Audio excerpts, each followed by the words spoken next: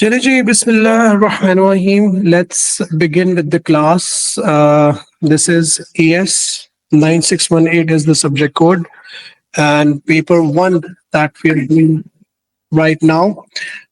ये नोट्स यार अगर आप अपनी कॉपी से भी साथ साथ मेरे बनाते चले जाओगे तो बहुत अच्छी बात है. ठीक है, आपके अपने हाथों के लिखे हुए नोट्स और मेरी कही हुई बातें जो आपको लगेंगे इम्पोर्टेंट है, जो कि शायद मैं आपको सिर्फ वर्बली बता सकूं क्योंकि हर चीज मैं जॉट डाउन नहीं कर पाऊंगा.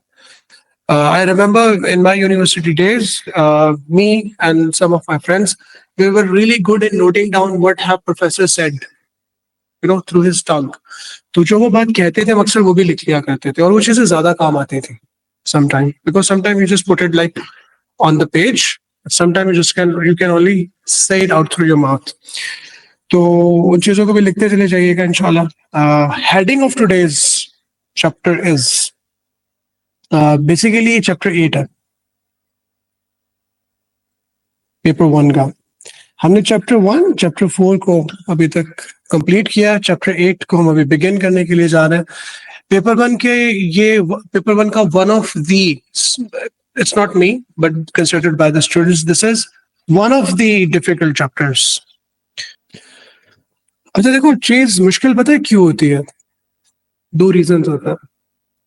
एक तो हम लाइक स्पेशली जी जो हम मिडिल साउथ एशियन पीपल है, हम थोड़ा सा पाकिस्तानी, अगर मैं टू बी प्रिसाइसली बोलूं, तो रट्टा लगाने की आदत हो चुकी होती है. चीजों को लॉजिकली समझने की कोशिश नहीं करते, थोड़ा सा ठहर के गौर करने की कोशिश नहीं करते. नंबर 1. नंबर 2, चीजों को ना हम सिर्फ सुपरफिशियली पढ़ते हैं, बुकिश नॉलेज बनाया हुआ है, हमने प्रैक्टिकली करके नहीं देखते. तो what we will going to do, हम डेटाबेस को अच्छी तरह से समझने के लिए ना सिर्फ के थोड़ा सकून से लॉजिकली एनालिटिकली समझने की कोशिश करेंगे, बल्कि थोड़ा सा डेटाबेस बना के भी देखेंगे. ठीक है ना? चलिए, you people with me, let's go. तो चैप्टर 8 डेटाबेस. सबसे पहले हम डेटाबेस की बेसिक्स को डिस्कस कर लेते हैं.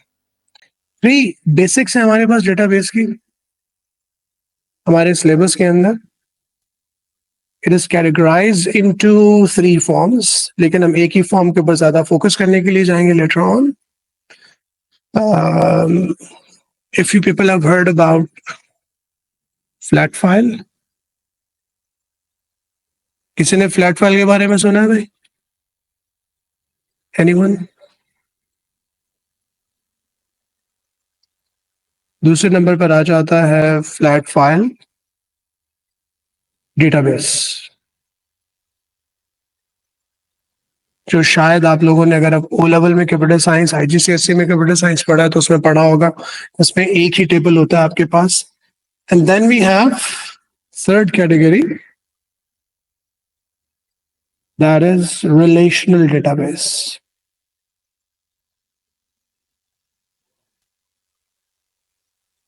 यार किसी को तो पता होगा, चैट जीपीटी में से देख के बता दो. थोड़ा सा कॉन्सेप्ट होना चाहिए.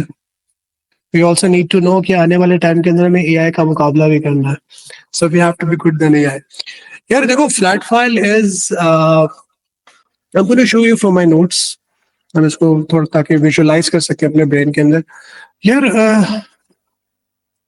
जो हमारे नोट्स है ना वेबसाइट के ऊपर रखे हुए, तो इन्फॉर्मेशन इज फ्री. यहाँ पे सारे नोट्स, सारी वर्कबुक्स एब्सोल्युटली फ्री हैं. अच्छा, इस वेबसाइट पे जाओगे तो एएस लेवल्स पे चले जाओ. एएस लेवल्स पे जाने के बाद तुम चले जाओ database modelling, that is chapter 8. ठीक है. अच्छा, मैं इसको क्या कर रहा हूँ, मैं इसको अपने पास, क्योंकि मैंने डाउनलोड किया हुआ है तो मैं इसको वहीं पे ओपन करूंगा. लेकिन ये डीटो पेज टू पेज वही चीज है जो मैंने आपको भी बताई है डाउनलोड करने के लिए. So there is no difference. So we are using the same resource. Alright, ठीक है. That is chapter 8 database modelling. अच्छा, ये जो पहली चीज लिखी हुई आ रही है CAIE का सिलेबस है, कैम्ब्रिज का. ऑलराइट, सबसे पहली चीज आ गई हमारे पास फ्लैट फाइल. अब फ्लैट फाइल की मैंने एग्जांपल यहाँ पे आपको इसलिए दिखाई ताकि आप उसको अपने माइंड के अंदर पिक्चर भी उसकी जो है वो बना सको. फ्लैट फाइल इज बेसिकली, मैं यहाँ पर आपको डेफिनेशन बता देता हूँ, उसको थोड़ा सा अपने पास पहले लिख लो. ठीक है. इसका मतलब ये है कि the information stored in one long text file. ठीक है, flat file, the data stored in one long text file. इसको अगर कहो तो देखो मैं तुम्हें लिखना बता देता हूँ. डेटा, डेटाबेस के अंदर डेटा इंफॉर्मेशन, हालांकि डेटा और इंफॉर्मेशन में बड़ा वाज़ेह फर्क है, लेकिन आप यहाँ पे लिख सकते हो डेटा स्टोर्ड, और मेरे ख्याल में डेटा लिखना ज्यादा बेहतर है, इन अ फॉर्म ऑफ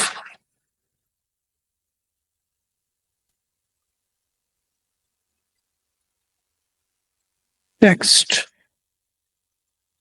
ठीक है. अच्छा देखो यहाँ पे उसने कुछ लिखा है, यहाँ पे मैंने अपनी तरफ से एक बात और लिख दी है. जब आप टेक्स्ट की फॉर्म के अंदर डेटा लिखते हो, that is a flat file. ठीक है, आपने जब तक डेटा को किसी तरह से अरेंज नहीं किया हुआ, एक लॉन्ग टेक्स्ट लाइन के अंदर लिखा हुआ है, तो वो आपका फ्लैट फाइल कहलाएगा, लेकिन स्टिल इफेक्टिव. इसकी दूसरी एक और एग्जांपल बताने के बाद मैं दोनों को रिलेट करके भी बताता हूँ. आजकल की 21st सेंचुरी के अंदर 2024 और आने वाले दिनों के अंदर भी फ्लैट फाइल हम आजकल भी यूज करते हैं डेटा को स्टोर करने के लिए. सही है. Okay, so this is flat file. Flat file database. Flat file database is when there is only single table in the database. That is it. ठीक है. Flat file database when there is only one table.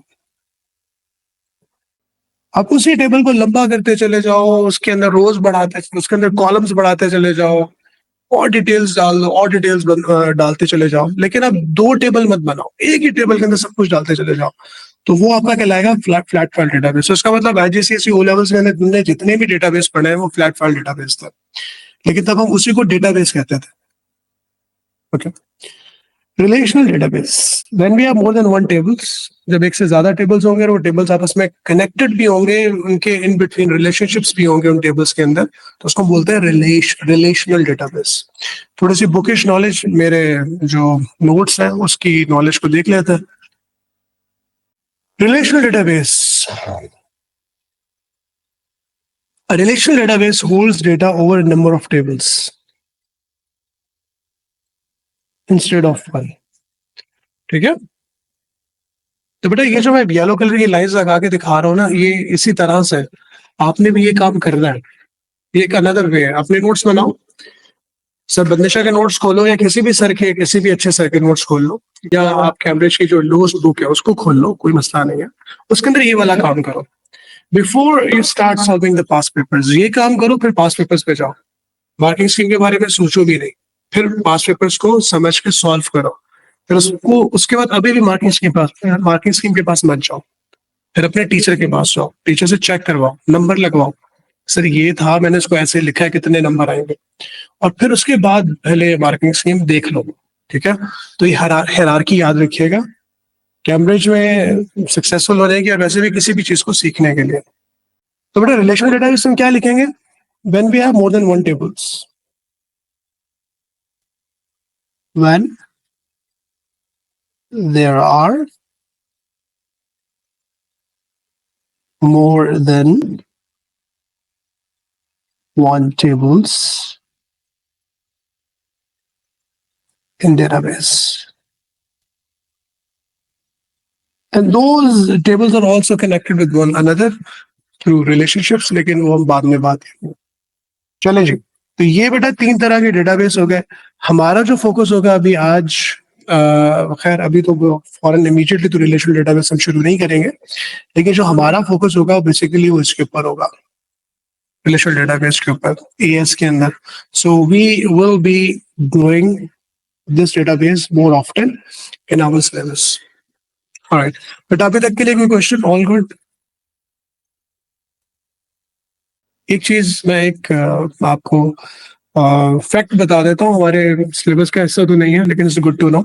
जब भी कभी हम एक relational database रखते हैं, या आपके पास कोई डेटाबेस होता है, कोई एक टेबल आपने माइक्रोसॉफ्ट एक्सेल के अंदर बनाया हुआ है.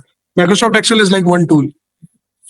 माइक्रोसॉफ्ट एक्सेस भी है, वो हम डेटाबेस के लिए यूज करते हैं, स्प्रेडशीट्स के लिए, टेबल्स के लिए माइक्रोसॉफ्ट एक्सेल यूज करता है। उसमें देखो बहुत सारी एडिटिंग होती है, आपने टेबल बनाया हुआ है, कॉलम्स के नेम, उसको फिर बोल्ड किया हुआ है, फिर कलर किया हुआ है, फिर उसके अंदर आपने शेडिंग की हुई है, और डिफरेंट तरह के फॉर्म्स ऐड किए हुए वगैरह वगैरह, ग्राफ्स वगैरह भी बनाए हुए।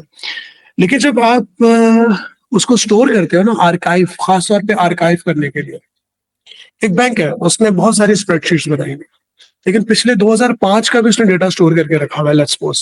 तो ऑफ्टन उसको हम क्या करते हैं कि जब लॉन्गर टाइम पीरियड के लिए डेटा मोड ऑफ्टन आपको यूज नहीं करना होता, तो उसको हम फ्लैट फाइल की फॉर्म में स्टोर कर देते हैं।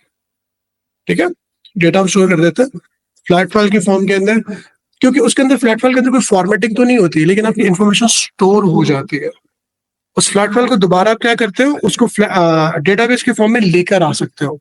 But for storing the data, if you not often need to like retrieve the data on daily basis, store them for archival purposes in a form of flat file. अच्छा बेटा, थोड़ा सा ना इसके हार्डवेयर को समझ लेते हैं। बेटा देखो, फ्लैट फाइल जो कुछ हम लोगों को करना चाहिए था कि सर फ्लैट फाइल होती कैसी है। तो देखो बेटा, यहाँ पे एक एग्जांपल लिखी हुई है। उसने क्या किया था, उसने last name, first name, age और सैलरी लिखने के बाद ना ये डैश डाला हुआ है, ये वाला डैश सबको नजर आ रहा है। ये फ्लैट फाइल की फॉर्म के अंदर डेटा स्टोर किया हुआ है, वन लॉन्ग टेक्स्ट लाइन की फॉर्म के अंदर। अच्छा, उसके बाद उसने क्या किया, लाइन के बाद ये देखो, इसको मैडम देख लो, ये देखो, last name, first name, age, salary, क्योंकि उसने पहले डिफाइन किया हुआ था ना इस तरह से। ठीक है, ये एक सेट हो गया, ये लाइन डिवाइडर आ गया, फिर ये last name, first name, age, salary, फिर बीच में डिवाइडर आ गया। तो इस तरह से डेटा स्टोर हुआ होगा वन लॉन्ग टेक्स्ट फाइल की फॉर्म के अंदर। इस तरह से भी आप डेटा को जब आप इस तरह से स्टोर करोगे तो भी इंफॉर्मेशन बन गई, तो आप इंफॉर्मेशन को स्टोर कर सकते हो। फ्लैट फाइल डेटाबेस की जो एग्जांपल है, मैं इसके ऊपर थोड़ा कमेंट भी करना चाहूंगा। पहले इसको जरा थोड़ा यूं रिलेट कर दें यार। इस पे कमेंट क्या करना है, वो ये कि डेटा जब आपका रोज और कॉलम्स की फॉर्म में स्टोर हो जाता है, ठीक है, तो अगर आपको पता है तो मुझे बताइएगा। बेटा ये जो कॉलम्स हैं, ये वर्टिकल के अंदर कॉलम आ गया ना, इन कॉलम को हम क्या कहते हैं? अगर किसी एक में कॉलम को पकड़ लूं, इस कॉलम को आप डेटाबेस में क्या कहते हैं? किसी को भी नहीं पता? कम ऑन यार। सर फील्ड होता है। वेरी गुड यार। कॉलम को ना हम कॉलम नहीं कहेंगे डेटाबेस के अंदर, इसके अंदर बोलेंगे फील्ड। अच्छा, फील्ड का एक और नाम भी है, और एट्रीब्यूट। ठीक है, तो डेटाबेस में ना आपने इसको क्या कहना है, आपने कहना है फील्ड, आपने कहना है एट्रीब्यूट, आपने कॉलम नहीं कहना। चलें जी, एक तो ये चीज हो गई। दूसरा यार, मुझे ये बताओ कि ये जो इस तरह से इस डायरेक्शन के अंदर आपके पास चीज मौजूद है, इसको क्या बोलोगे? ये क्या चीज है?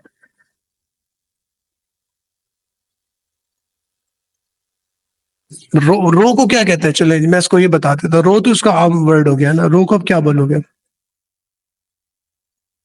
किसी को तो पता होगा यार। अशारफ, मैलम, हमजा। रिकॉर्ड कहते हैं। जबरदस्त, बिल्कुल। अच्छा, रिकॉर्ड के अलावा एक और नाम भी है, वो क्या? टपल।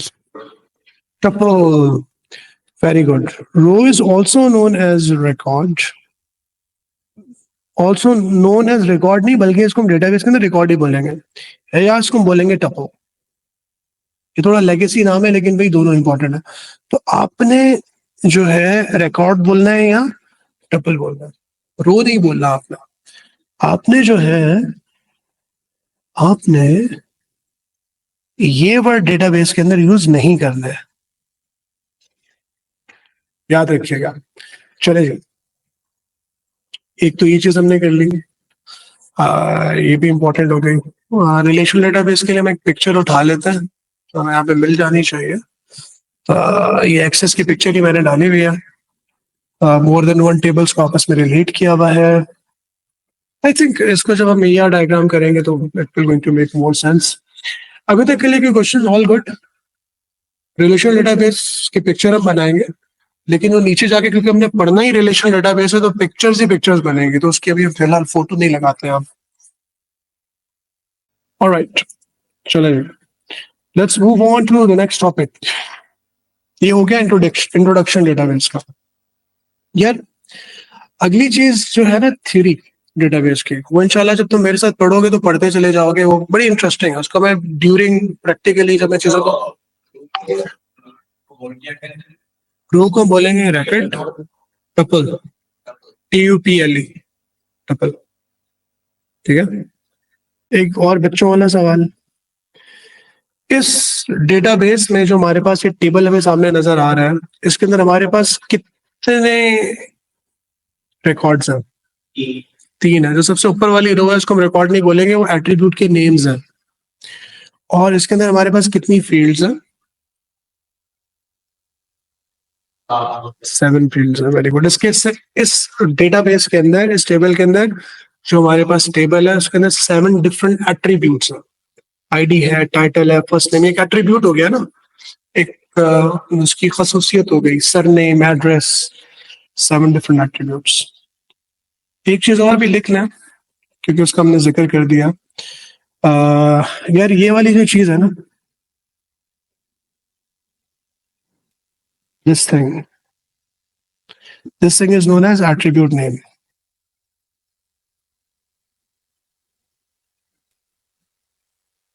सही है, गुड हो गया। चलो चलो लेट्स मूव फॉरवर्ड। तो बात ये हो रही थी कि यार थ्योरी मैं तुम्हें बोर नहीं करूंगा, जब साथ साथ पढ़ाता चला जाऊंगा पास पेपर्स में से, और रिलेट करके प्रैक्टिकली डेटा डिक्शनरी क्या होता है, रेफरेंशियल इंटीग्रिटी क्या होता है, लॉजिकल स्कीमा क्या होता है, तो ये चीजें मैं तुम्हें बोर नहीं करूंगा, ये साथ साथ बताता चला जाऊंगा। ठीक है, तो मैं स्किप नहीं कर रहा, ये चीजें सारी करनी है, तो ये मेरे नोट्स का हिस्सा भी है वैसे भी अल्टीमेटली।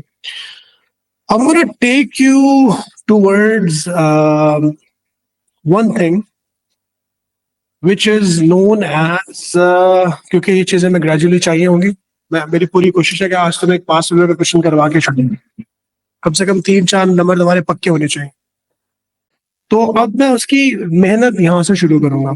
एंटिटी क्या चीज कहलाती है? What is entity?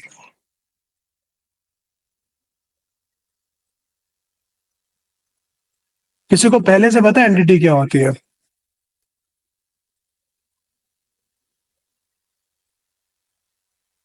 यार सर्च करके बता दिया करो, मुझे कोई मसला नहीं है। चलो पढ़ के बता दो मुझे यहाँ से।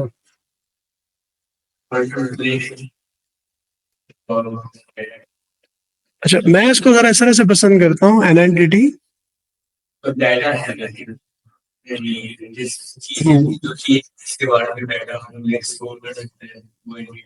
हाँ, basically entity is a thing for what you can create a database. Entity कोई एक ऐसी चीज हो सकती है, फॉर एग्जाम्पल मैं तो कहता हूँ कि यार एक हॉस्पिटल है, हॉस्पिटल का आपको डेटाबेस बनाना है, एंटिटी क्या होगी? सबसे पेशेंट्स, उसके अंदर पेशेंट्स जो होंगे ना, वो आपकी एंटिटी होगी। पेशेंट्स के लिए आप डेटाबेस बनाओगे, ये पेशेंट नंबर है, ये उसकी आईडी है, इसको कौन सा वाला डॉक्टर साइन कर रहे हो, कौन सा वाला बेड दे रहे हो, ठीक है, इसके कितने चार्जेस हो गए, सो एंड सो, इसको कौन सी वाली बीमारी है। अगर आप एक शोरूम के लिए डेटाबेस बना रहे हो, उसके अंदर आपके जो व्हीकल्स होंगी, वो कार्स हो, जीप्स हो, जो भी हो, वो आपकी एंटिटी कहलाएगी। एक स्कूल या कॉलेज के लिए डेटाबेस बना रहे हो, स्टूडेंट्स आपकी एंटिटी हो जाएंगे। You get the point? नहीं देखो, उसमें मेन एंटिटी आपका स्टूडेंट है। उस स्टूडेंट को कौन कौन से टीचर्स पढ़ाते हैं, उसको कौन कौन से टीचर्स असाइन है, वो अगर साइंस का स्टूडेंट है तो, अगर वो कॉमर्स का स्टूडेंट है तो, सो मेन एंटिटी आपका स्टूडेंट होगा। तो this is a good thing. Yes, there can be sub entities, लेकिन मेन आपने हमें सिर्फ हमारे अभी A लेवल्स के अंदर एंटिटी तक का कॉन्सेप्ट बोल देने का। सो एंटिटी इज मेरा दिल कर रहा है कि इतनी प्यारी डेफिनेशन लिखी हुई है कि ये टुकड़ा उठा के यहाँ पे डाल दूं बजाय लिखो anything for what you can create और मेक डेटाबेस फॉर, तो वो चीज है वो आपकी एंटिटी कहलाएगी। अच्छा, एंटिटी का कॉन्सेप्ट हमें क्लियर हो गया, क्योंकि आगे जाके हमने जो चीज पहली करनी है वो है एंटिटी डायग्राम। इस वजह से मैंने एंटिटी के बारे में पहले डिस्कस कर लिया। चलो एंटिटी हो गई, अब एक चीज और डिस्कस कर लेते हैं कि एंटिटी के बाद एट्रीब्यूट्स का हमें पता है, एंटिटी रिलेशनशिप डायग्राम हमें बनानी है, लेकिन उससे पहले हमें चीज एक पढ़नी है, रिलेशनशिप्स। रिलेशनशिप्स होते हैं भाई तीन तरह के, एक होता है वन टू वन, एक होता है वन टू मैनी, एक होता है मैनी टू मैनी। सही है। इसकी तीन बड़ी रॉ किस्म की एग्जांपल्स यहाँ पे गिवन है। यार कभी किसी कंट्री का ऐसा सुना है कि उसके कैपिटल दो हो? I think Netherland has two capitals. इसको सर्च कीजिएगा। मेरा मेरे ख्याल में वो जैसे होता है ना, वो गर्मियों में एक कैपिटल बना लिया, सर्दियों में एक बना लिया। Anywho, any case, like all the countries have their one capital. Pakistan का कैपिटल कौन सा? इस्लामाबाद है। ओके, शायद यहाँ पे ना काफी बहस चलती है, काफी सारे लोग कहते हैं कराची को होना चाहिए, खैर वो एक अदर बात है, लेकिन इस्लामाबाद। इंडिया का कैपिटल कौन सा? न्यू दिल्ली। ओके, फ्रांस का? पेरिस कैपिटल है। अच्छा, फ्रैंकफर्ट किस कंट्री का कैपिटल है? कैसी वाला है? हमारे एक पॉलिटिशियन है, उन्होंने भी मिस्टेक कर दी थी, तो उसके ऊपर काफी मजाक बना था। खैर, ऐसे he got the point. Geography challenge हो रही है कंप्यूटर साइंस के पेपर में। अच्छा, नहीं पता होना चाहिए। मैं एक बहुत बड़ा टेस्ट अपने एक जमाने में इस वजह से फेल कर गया था कि कौन सा वाला कंट्री किस कंट्री की किस साइड पर है, ये मुझसे क्वेश्चन पूछा गया था। खैर, तो यार कंट्री और कैपिटल के इन बिटवीन रिलेशनशिप हमेशा वन टू वन का बनेगा, क्योंकि हर कंट्री के अंदर उसका एक ही कैपिटल होता है। ठीक है, so this is what we're going to talk about relationships here at this moment. A biological mother will going to have many children, but all those children will going to have their one biological mother. ठीक है, always. तो ये बनता है one two many का relationship. ठीक है, books और ऑथर्स का रिलेशनशिप क्यों मैनी टू मैनी का बनता है? कोई मुझे एक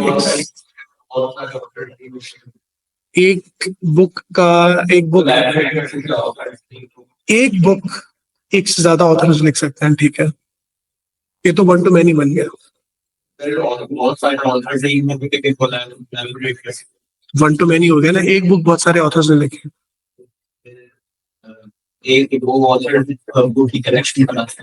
एक ऑथर एक से ज्यादा बुक्स को लिख सकता है, बिल्कुल। अच्छा, अब इसको ना बड़े गौर से एक दफा समझिएगा। मैं यहाँ पे बहुत ज्यादा रिपीट टेलीकास्ट नहीं करूंगा, मैं तुम्हें प्रैक्टिकल वाली साइड पे ले जाऊंगा। कुछ पूछना हो पूछ लेना, ये टाइम है कॉन्सेप्ट्स बनाने का। देखो, एक टेबल है मेरे पास, टेबल। उस टेबल में ना बहुत सारी किताबों के नाम लिखे हुए हैं, नेम्स। बुक का टाइटल लिखा हुआ है, बुक का कोई भी लाइब्रेरी वाले उन्होंने उसका बुक आईडी दिया हुआ होगा। सही है, उसका बुक का जॉनरा मेंशन होगा कि वो फिक्शन है, वो ड्रामा है, जो भी है। सही है, एक बुक वाला टेबल है, और एक तरफ एक और टेबल है जिसमें ऑथर्स के नेम लिखे हुए। सही है, उसमें जनाब हेलन विलियम्स आ गई, उसमें जनाब रॉबर्ट डिकिंस आ गए, जो भी ऑथर्स। सही है, सो एंड सो। उस सेंसर सेंतारड आ गए। मैंने थोड़ा लेफ्ट फील किया, तो मैंने कहा पाकिस्तानी इसका नाम नहीं होना चाहिए। कर्नल मोहम्मद खान आ गए, वगैरह वगैरह। अब ये ऑथर्स के नेम है और इधर बुक्स, दो टेबल है। देखो, एक जो ऑथर होगा ना, जब उसने एक से ज्यादा बुक्स लिखी हुई होंगी, तो उस टेबल से यूं एक वन टू मैनी वाला रिलेशनशिप बन रहा होगा। यूं ज्यादा ज्यादा बुक्स, मतलब डिफरेंट बुक्स को जाके यूं पॉइंट कर रहा होगा। इसी तरह से जब एक बुक एक से ज्यादा ऑथर से कोलैब करके लिखी हुई होगी, उस जब बुक से आएगा तो उधर भी वो मैनी की तरफ यूं पॉइंट कर रहा होगा वो टेबल के अंदर। तो इस वजह से क्या रिलेशन बनेगा, मैनी टू मैनी का रिलेशन बनेगा। और मैनी टू मैनी का रिलेशन क्या होता है, वो हमारे डेटाबेस के अंदर बहुत बड़ा प्रॉब्लम होता है। हमें इस मैनी टू मैनी रिलेशनशिप को खत्म करना होता है डेटाबेस को रन करने के लिए। तो हम हमेशा ऑफ्टन क्या करते हैं, हम अगर दो टेबल्स ऐसे हो जिसके अंदर मैनी टू मैनी का रिलेशन हो तो बीच में और टेबल्स को इंक्लूड करते हैं इस मैनी टू मैनी रिलेशनशिप को खत्म करने के लिए। तो एक चीज तो हमने ये पढ़ ली। अच्छा, again I gonna do this thing, मैं इसको उठा के अपने ही नोट्स में से यहाँ बोरो कर लेता हूँ, उसके ऊपर हम थोड़ी सी बहस कर लेते हैं। एंटिटी के बाद बात हो रही है रिलेशनशिप्स की, लेकिन भाई ये रिलेशनशिप्स जो है वो डेटाबेस के relationships.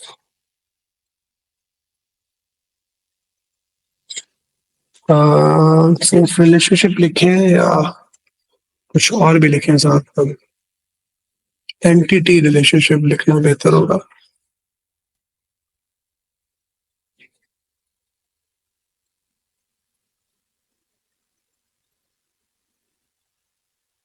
Entity,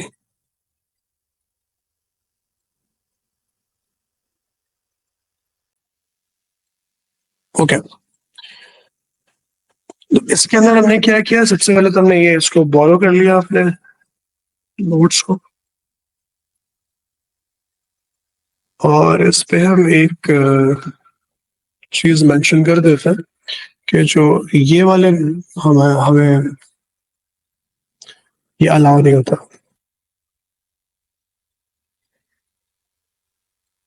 many to many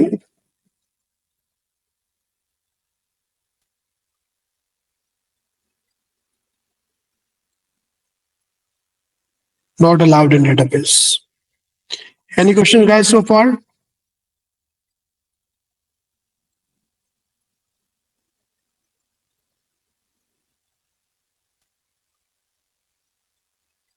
Okay. चलो बेटा, ये चीज हो गई। अब हम इसको आगे लेके चलते हैं। रिलेशनशिप्स की बात हो गई।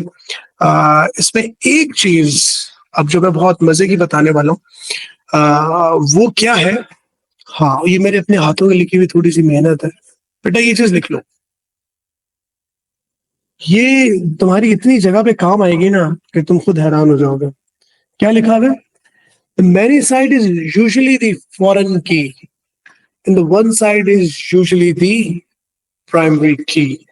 तो जो प्राइमरी की, खैर प्राइमरी की और फॉरेन की का कॉन्सेप्ट भी हम डिस्कस कर लेंगे, लेकिन अब इसको पहले ना लिख लो इसकी इंपॉर्टेंस की वजह से।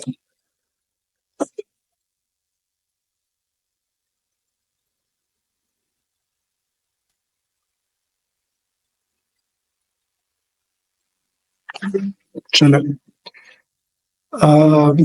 मैं कुछ आपको करवा देता हूँ ईआर डायग्राम की प्रैक्टिस।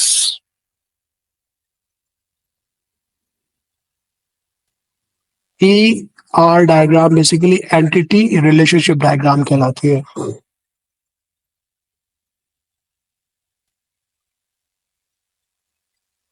और ये लॉजिकल स्कीमा का पार्ट भी है, वो हम बाद में डिस्कस करेंगे। पहले हम ईआर डायग्राम को बनाना सीख रहे हैं।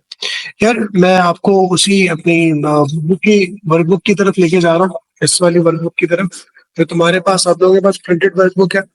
अशारफ, हमारे पास प्रिंटेड वर्कबुक्स नहीं है। ये जो नोट्स तुम मेरे सामने देख रहे हो उसके अंदर बहुत टारगेटेड क्वेश्चंस हमने जो है वो कलेक्ट करके टॉपिकल बना के नीचे ना हर मेरे नोट्स के नीचे रखे हुए। लेकिन 21 से लेके 24 मई जून तक के हमने टॉपिकल भी बना के रखे हुए। तो वो हम सेपरेट बुक, अगर तुम कहोगे तो हम तुम्हें उसकी पीडीएफ भेज देंगे। Okay, so let's move towards the past paper questions. I know there is plenty to cover, लेकिन वो बाद में कवर करेंगे। अभी हम सिर्फ ईआर डायग्राम का जिक्र करने के लिए जा रहे हैं। ईआर डायग्राम, आई थिंक यहाँ पर भी इसने बोला है ईआर डायग्राम बनाने का। यार ये पेज नंबर 46 और 136 है। हम इस क्वेश्चन को सॉल्व कर रहे हैं, ठीक है। पेज नंबर 46 और 136 और ईआर डायग्राम के लिए। नहीं, ये वर्कबुक में नहीं है, ये वर्कबुक में नहीं है। आपको इसको मेरे साथ यहीं पे देख कर करना है, डाउनलोड कर लेना है, डाउनलोड करके देखना है। चलो 46 ऑफ 136, ये देखो नीचे लिखा हुआ है 46 ऑफ 136। अच्छा देखो हमारे पास यहाँ पे 3 टेबल बने हुए नजर आ रहे हैं। पहले टेबल का क्या नाम है? टेबल का नाम बताओ यार मुझे बेटा, पहले टेबल का नाम है स्टूडेंट। अच्छा, इस स्टूडेंट टेबल के अंदर आप क्या प्रेफर करोगे? प्राइमरी की किस एट्रीब्यूट को बनाओ? प्राइमरी की क्या होती है? व्हाट इज प्राइमरी की?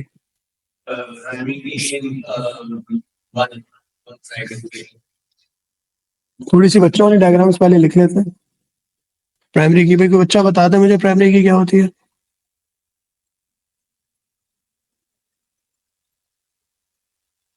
किसी को तो डेफिनेशन याद होगी अभी तक।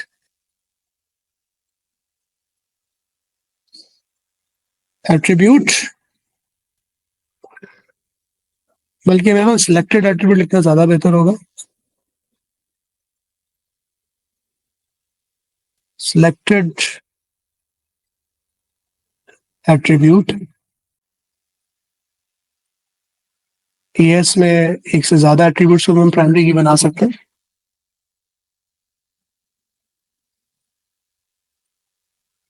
Used to uniquely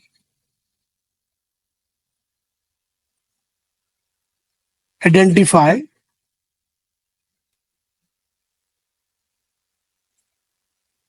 a specific record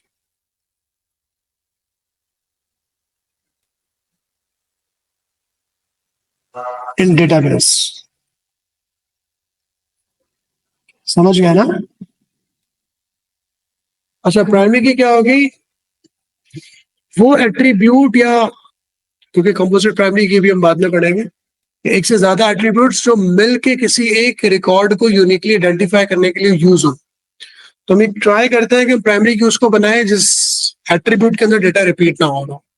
ठीक है, तो गेस व्हाट, यहाँ पे कौन सा वाला ऐसा कॉलम चूज करोगे, एट्रीब्यूट चूज करोगे जिसको हम यूज करेंगे किसी भी डेटा रिकॉर्ड को ढूंढने के लिए डेटाबेस के अंदर? हम चूज करेंगे स्टूडेंट आईडी को। क्वालिफिकेशन टेबल के अंदर किसको प्राइमरी की बनाओगे? क्वाल कोड को, क्वालिफिकेशन कोड का बनाओगे प्राइमरी की, बिकॉज श्योर के इसके अंदर डेटा रिपीट नहीं होगी। अच्छा, लास्टली आपके पास ये तीसरा टेबल है, इसके अंदर तुम प्राइमरी की किसको बनाओगे?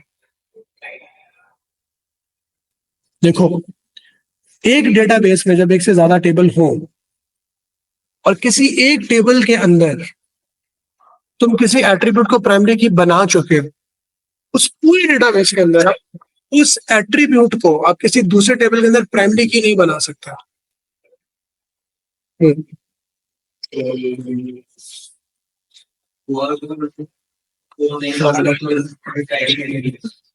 बिल्कुल, आप क्वाल कोड को भी नहीं बना सकते, आप स्टूडेंट आईडी को भी नहीं बना सकते, क्योंकि क्वाल, अगर बेटा इस चीज को बड़े गौर से सुनिएगा, अगर किसी एक टेबल की प्राइमरी की किसी दूसरे टेबल के अंदर मौजूद हो तो एक्ट करेगी एज अ फॉरेन की के तौर पे। देखो, ये क्वाल कोड इस स्टूडेंट क्वालिफिकेशन के अंदर मौजूद है।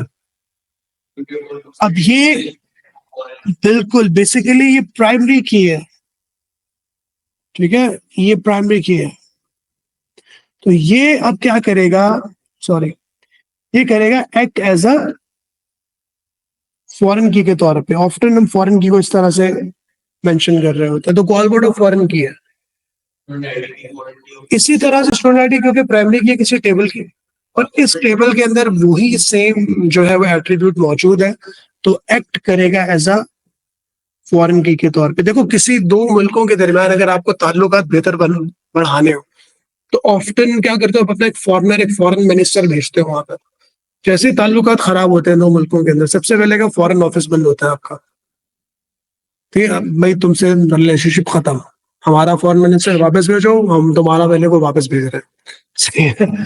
तो स्टूडेंट आईडी देखो, बाशिंदा, स्टूडेंट आईडी बाशिंदा है स्टूडेंट टेबल का, तो यहाँ पर आके बैठा हुआ है तो एज अ फॉरनर के तौर पे बैठा हुआ, फॉरेन की। क्वाल कोड क्वालिफिकेशन कंट्री का मतलब टेबल का बंदा है, वो यहाँ आके बैठा हुआ है तो यहाँ पे फॉरनर कहलाएगा, फॉरेन की। प्राइमरी की डेफिनेशन, एन एट्रीब्यूट और सेट ऑफ एट्रीब्यूट्स, ये प्राइमरी की डेफिनेशन है फिलहाल ये डेफिनेशन है। अच्छा, तो बेटा फॉरेन की डेफिनेशन क्या होगी? अच्छा, मैं इनकी डेफिनेशन थोड़ी और आपको खूबसूरत करके लिखवा दूंगा, क्योंकि नीचे हमारे पास इनकी सेग्रीगेटेड डेफिनेशंस आएंगी भी। अभी मैं चाह रहा हूँ कि तुम लोग इस कॉन्सेप्ट की तरफ थोड़ा सा फोकस कर लो। तो बेटा अब देखो, एक टेबल की जब प्राइमरी की किसी दूसरे टेबल में फॉरेन की के तौर पे मौजूद होगी, इसको पहले रिपीट करके सुन लेना मेरी इन बातों को। किसी एक टेबल की प्राइमरी की, किसी एक टेबल की प्राइमरी की जब किसी दूसरे टेबल में ऐसा फॉरेन की के तौर पर मौजूद होगी, तो ही आपका रिलेशनशिप बनेगा दोनों टेबल्स के इन बिटवीन। अब एक प्राइमरी की किसी दूसरे टेबल में फॉरेन की के तौर पे मौजूद है, रिलेशनशिप बन सकता है। रिलेशनशिप कैसे बनेगा? मैंने एक बात लिखवाई थी ऊपर, मैनी वाली साइड फॉरेन होती है और प्राइमरी वाली साइड वन होती है। इसका मतलब कि यहाँ स्टूडेंट आईडी स्टूडेंट टेबल के अंदर क्या थी? प्राइमरी की थी ना, तो यहाँ पर ये क्या हो गई? फॉरेन की हो गई। तो रिलेशनशिप बनेगा बेटा, ये जो क्रो फुट है ना, क्रो फुट, इसका मतलब होता है मैनी। इसको क्रो फुट, क्रो कभी देखा? कौवे का पंजा यूं करके चिड़िया बनाते हैं छोटे बच्चे, तो यूं करके पंजा बना देते हैं उसका, तो ये क्रो फुट कहलाता है। क्रो फुट का मतलब होता है मैनी। तो ये बन जाएगा वन टू मैनी का रिलेशनशिप स्टूडेंट और स्टूडेंट क्वालिफिकेशन के इन बिटवीन, क्योंकि स्टूडेंट आईडी प्राइमरी की है, यहाँ पे फॉरेन की है। इसी तरह से क्वालिफिकेशन और क्वालिफिकेशन स्टूडेंट क्वालिफिकेशन का रिलेशनशिप बन जाएगा वन टू मैनी, क्योंकि यहाँ पे वो फॉरेन की है। Make sense?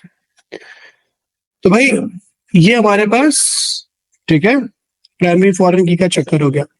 इसको थोड़ा सा हाईलाइट कर लेते हैं मेरे ख्याल में, इसको मेंशन कर देते हैं कि यहाँ बल्कि नीचे लिख देते हैं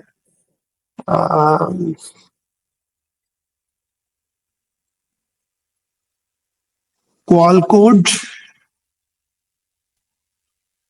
एंड स्टूडेंट आईडी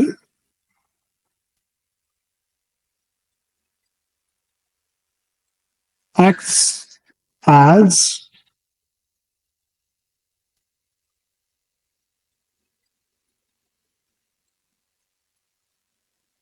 यार अशारा, मैंने फॉरेन के स्पेलिंग से ही लिखे। Qual code student ID acts as a foreign key in student qualification.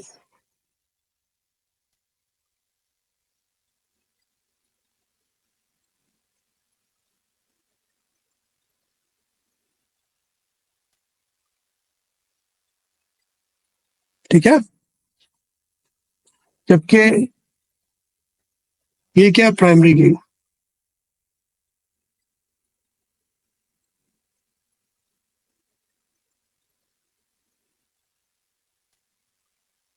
यूं लिख देता हूं।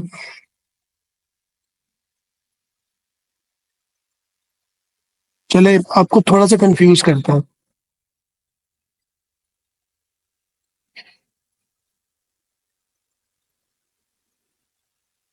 यार ये क्या किया मैंने, तो उसको भी प्राइमरी की बोल दिया। देखो, स्टूडेंट क्वालिफिकेशन के अंदर क्वाल कोड और स्टूडेंट मिल के कॉम्पोजिट प्राइमरी की कहलाएंगे। उसको मैं थोड़ा सा एक दफा थोड़ा सा यूं कर देता हूँ, इसको मैं यहाँ पे यूं लिख देता हूँ,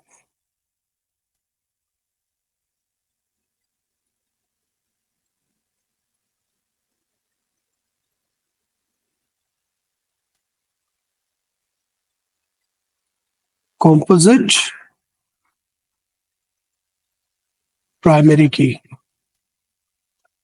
अब जब एक से ज्यादा एट्रीब्यूट से मिला के की को बनाओगे, तो वो आपकी कॉम्पोजिट प्राइमरी की कहलाएगी।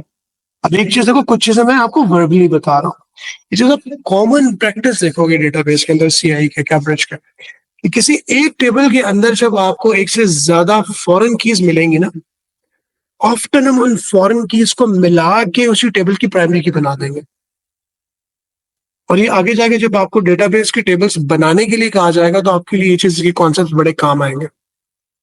ठीक है, तो भाई अब हम इस पोजीशन पर आ गए कि हमें ईआर डायग्राम बनानी है। ईआर डायग्राम के अंदर कोई मैजिक नहीं होता, उसके अंदर हम टेबल के नाम लिखते हैं और टेबल्स के इन बिटवीन के रिलेशनशिप शो कर देते हैं, बस दो चीजें होती हैं। तो हम यहाँ पे क्या करेंगे, हम 3 बॉक्सेस बना लेते हैं। एक बॉक्स इधर बना देते हैं, एक आप किसी भी तरह से बना सकते हो, रिलेशनशिप भी किसी तरह से शो कर सकते हो, ठीक है, कोई जरूरी नहीं है। एक टेबल का नाम थोड़ा लंबा है तो उसको मैंने बड़ा लिख दिया। टेबल का नाम है स्टूडेंट क्वालिफिकेशन। एक बेटा मैं यहाँ पे मिस्टेक कर रहा हूँ, इसको मिस्टेक कहेंगे तो नहीं, लेकिन आप मिस्टेक कंसिडर कर लें। टेबल का नाम ना हमेशा कैपिटल में लिखने की आदत डालिए। जिस तरह से उसने टेबल का नाम ऑल कैपिटल में लिखा हुआ, स्टूडेंट क्वालिफिकेशन, स्टूडेंट और क्वालिफिकेशन।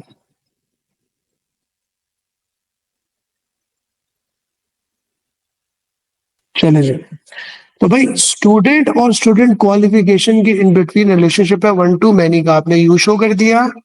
और क्वालिफिकेशन और स्टूडेंट क्वालिफिकेशन के अंदर भी रिलेशनशिप है मैनी का, वो भी आपने यू शो कर दिया। क्यों किया? क्योंकि प्राइमरी की यहाँ पे फॉरेन की के तौर पे मौजूद है और यहाँ की प्राइमरी की यहाँ पे फॉरेन की के तौर पे मौजूद है। Loud and clear? Team all good? बेटा lastly, last but not the least, एक बात और सुनिएगा, ये भी बड़ी इंपॉर्टेंट है। कोट एंड कोट, ठीक है, तो ये बात क्या है, तो सब कॉपी पेंसिल छोड़ने पहले मेरी इस बात को सुन लें। चले जी, let's listen to this sir Bandisha छोटा सा भाषण। यार देखो, हमने ना यहाँ पे ईआर डायग्राम को बना लिया with the help of a concept of क्या, प्राइमरी वाली साइड वन होगी और जो फॉरेन की वाली साइड है वो मैनी होगी। ये तो हमने एक रीजन, एक टेक्निकलिटी हमने फाइंड आउट कर ली। There is a reason for it. Theoretically we see that इस डेटाबेस के अंदर स्टूडेंट, एक टेबल हमारे पास स्टूडेंट, उसके अंदर स्टूडेंट के नेम्स लिखे हुए और उसका कोई आईडी है, मतलब एक टेबल है उसमें ना स्टूडेंट्स के नेम्स हैं। एक स्टूडेंट अहमद है, एक हमारे पास स्टूडेंट जैन है, एक हमारे पास हीथर है एंड सो ऑन। ओके, फिर एक टेबल हमारे पास क्वालिफिकेशंस का रखा हुआ है। क्वालिफिकेशंस कौन कौन सी होती है जी? आईजीसीएसई है, ए लेवल्स है, अंडर ग्रेजुएट है, this and that, double masters, ये वाला मास्टर किया हुआ है, ये वाला मास्टर किया हुआ है। सो क्वालिफिकेशन के अंदर उससे खैर उसको बड़ा आसान वो किया हुआ है कि कंप्यूटर साइंस एक क्वालिफिकेशन है, history, geography, maths, physics, chemistry, computer science. So computer science एक क्वालिफिकेशन है, मैथ्स एक क्वालिफिकेशन है, साइंस क्वालिफिकेशन, और फिर जितने भी क्वालिफिकेशंस होंगे वो क्वालिफिकेशन टेबल के अंदर अलग रखी हुई है। एक टेबल क्वालिफिकेशन क्या बन गया, उस पर जितनी तरह की क्वालिफिकेशन कैम्ब्रिज करवाता है, जो भी ठीक है इंस्टीट्यूशन करवाती है, वो लिखी हुई है। एक तरफ स्टूडेंट के नेम्स लिखे हुए हैं स्टूडेंट टेबल के अंदर। स्टूडेंट टेबल के अंदर क्या हो रहा है, डेटा रिपीट हो रहा है। स्टूडेंट टेबल के अंदर क्या हो रहा है, डेटा रिपीट हो रहा है। देखो किस तरह से, अब इसमें ये हो रहा है कि अगर देखो, अब इस चीज को बड़े मजे से सुनिएगा, अगर ये स्टूडेंट क्वालिफिकेशन टेबल ना होता तो तुम्हारे स्टूडेंट और क्वालिफिकेशन दोनों टेबल के इन बिटवीन रिलेशनशिप क्या होता? गेस करो क्या होता? अगर स्टूडेंट क्वालिफिकेशन टेबल ना होता तो स्टूडेंट और क्वालिफिकेशन, अगर ये दो ही टेबल होते हैं तो इनके इन बिटवीन रिलेशनशिप क्या होता? एक टेबल स्टूडेंट है, एक टेबल क्वालिफिकेशन, इनके इन बिटवीन रिलेशनशिप क्या होता? रिलेशनशिप होता क्या? 1 to 1 होता, 1 to many होता, मैनी टू मैनी होता।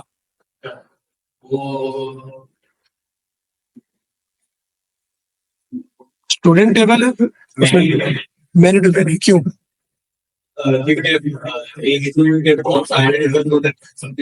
बिल्कुल। और बहुत सारे स्टूडेंट्स हैं, तो एक क्वालिफिकेशन, स्टूडेंट्स के एक ही सेम बहुत सारे स्टूडेंट्स के लिए सिर्फ तो मैं और आसान कर देता हूँ, बिल्कुल तुम्हारी बात भी ठीक है।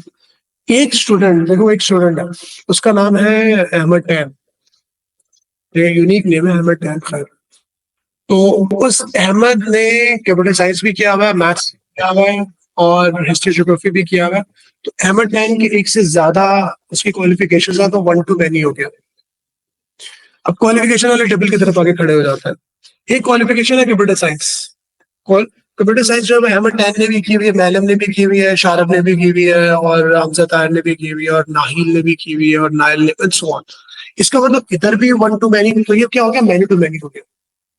इसको ब्रेक डाउन करने के लिए इन्होंने क्या किया, स्टूडेंट क्वालिफिकेशन टेबल बीच में लेकर आ दिया।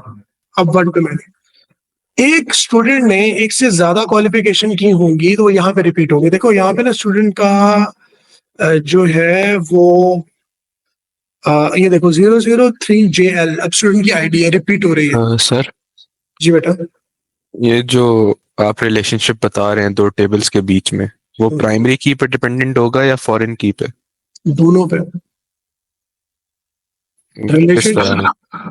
रिलेशनशिप दो टेबल्स के इन बिटवीन क्रिएट ही नहीं हो सकता जब तक किसी एक टेबल की प्राइमरी की एज अ फॉरेन की के तौर पे किसी दूसरे टेबल में मौजूद ना हो।